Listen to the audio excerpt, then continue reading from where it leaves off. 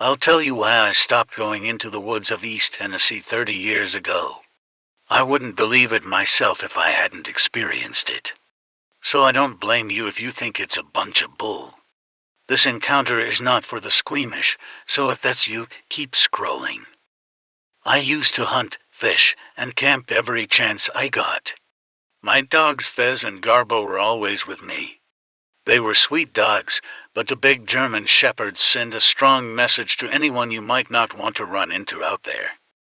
We hiked out to a spot near my cousin's property in the Smokies. It was only a couple miles, so I packed light. I got the tent set up, and we spent the day exploring and scouting. The dogs fussed over some scat. I figured it belonged to a black bear. All round a perfect day. Come late afternoon, I got a fire going, and we hung round camp.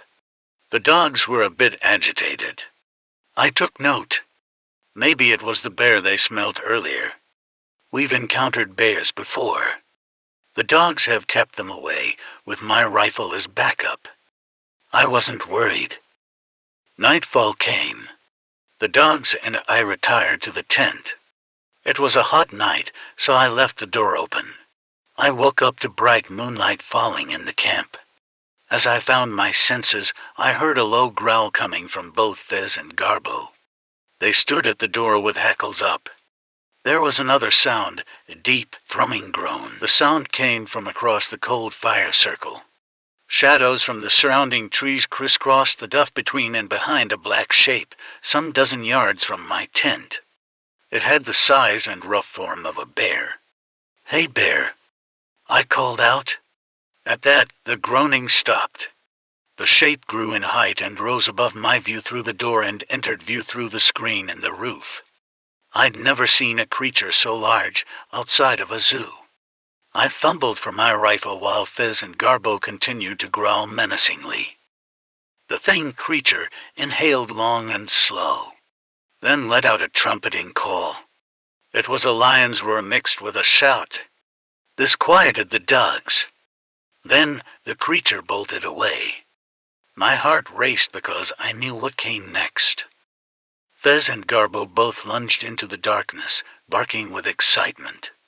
I called out to them. They always obeyed my commands before, but not this time. They wanted that thing bad. I fell out of the tent, rifle in hand, calling for my dogs. I heard their exciting barking trail off into the trees. I reached back into the tent for my headlamp and went out after them. I searched the surrounding area, calling out for the dogs. I could hear them barking in the distance, but they were moving too fast to keep up. I also heard a kind of maniacal laughter, like a hyena. It came from the same direction as the dogs. After a few minutes, I couldn't hear them anymore, and I didn't want to get lost myself, so I headed back to camp. I waited up the rest of the night, calling for them occasionally, but they never returned. That was the longest, most sleepless night of my life. I sat in the tent with my rifle at the ready, listening for any sounds. I hoped I would hear the dogs return and not whatever it was they chased out of camp. As soon as the sun was up, I set out to find Fez and Garbo. I searched for hours, calling their names. Finally, I heard a dog whining, and I knew I was getting close. I found Garbo soaked with blood and dirt, whimpering under a thick stand of bushes. I found Garbo nearby. I get choked up now recalling it. I found Garbo's remains not far from where Fez was hunkered down. I'll just say she wasn't whole. I don't want to get into details, but it was a horror show. I get nightmares about it even now. Then I'll wake up covered in cold sweat. I don't know what we encountered that night. Fez was never the same after that. He refused to go into any woods again. He also never wanted to do his business outside at night. As for me, I have never gone camping or hunting in the Smokies since.